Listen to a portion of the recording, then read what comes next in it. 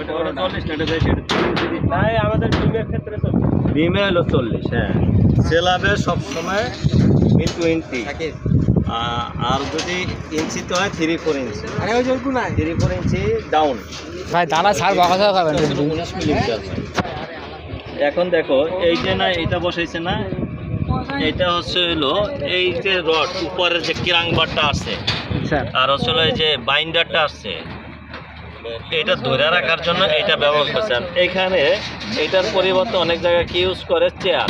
Chair হ্যাঁ, চেয়ারটা হচ্ছে হলো মানুষ বসে না, এদিকে আছে ওই দেখেন স্যার ভিডিও দেখে বুঝে নিয়ে যাবে একেবারে। এখন এইখানে রড কম কেন? এখানে রড কম না? জি স্যার খেয়াল করো মাহফুজ, রড এইখানে কি রড কম না? তো এই রড কম হওয়ার কারণ কি? এখানে টেনশন সবচেয়ে কম। টেনশন মানে টান শক্তি কম।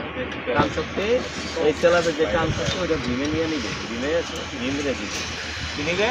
ভীম। এটা 4 ভাগ করবে। এই যে একটা সেলাব আছে না, এই যে সেটা কি ভীম আছে না, মাঝখানে যে লোডটা পড়ে এই লোডটা 4 জন টানে। রড কম তাহলে কি হয়? ভীমে অর্ধেক টাইমে ওইটা কি রাখছে বুঝতে পারো এই ভীমে অর্ধেক দিয়েছে। এই এই যে ওই জায়গাতে ফাঁকাটা রাখতেছে দেখছি এটা নিয়ে সেলাবের লোডটা কিসে দিচ্ছে? হ্যাঁ, তুমি ওইখানে গেছো কেন? এই যে ওইটাই তো সাত ঢালাই বানাই যে ফাঁকি দেওয়ার একটাই দিয়ে বেশি বোঝো না, ওদিকে যাও কেন? একটা দুর্ঘটনা ঘটলে কে দিবে? এদিকে আসো তাসমিন, এখানে রডের পরিমাণ কম দেওয়ার কারণ হচ্ছে এখানে টান শক্তি কম। টান কম আর টান শক্তিটা হচ্ছে হলো ওই যে সাপোর্টে, এই কারণে রডের পরিমাণ ওইখানে বেশি হবে। এই যে রড দিছে, এখন মাঝখানে 2টা করে রড আরো কি এক্সট্রা দিবে, জি স্যার এক্সট্রা টপ দিয়ে দিবে 2টা করে। আবার এই এক্সট্রা টপগুলো এই সাইডে আবার কি ট্রেনের পার্কিং টান, এদিকে চাপ।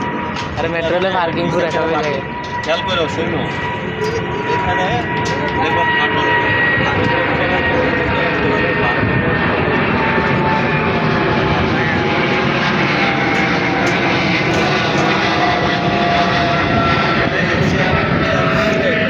কোনটা স্যার? চেয়ার কোনটা স্যার? এই যে এই রডটা ধরে রাখছে কি চেয়ারে, আর এটা হচ্ছে হলো কি ক্যান্টিলিভার স্ল্যাব। আর ক্যান্টিলিভার স্ল্যাব হচ্ছে হলো স্ল্যাব যে পুরুত্ব হয়, ধরো 5 ইঞ্চি স্ল্যাব পুরুত্ব, এটা সর্বোচ্চ 5 গুণ যাইতে পারবে। তা 5 ইঞ্চি হলে 5 5 কত? 25 ইঞ্চি। আর যদি বেশি হয় 530 ইঞ্চি, 2.5 ফিট। তারপর আবার ডিফারেন্ট করে ডিজাইনের উপরে ভেরিয়েশন করে 5 ফিট সর্বোচ্চ যাওয়া যায়। এর বেশি স্ল্যাব দিতে হইলে ওইটা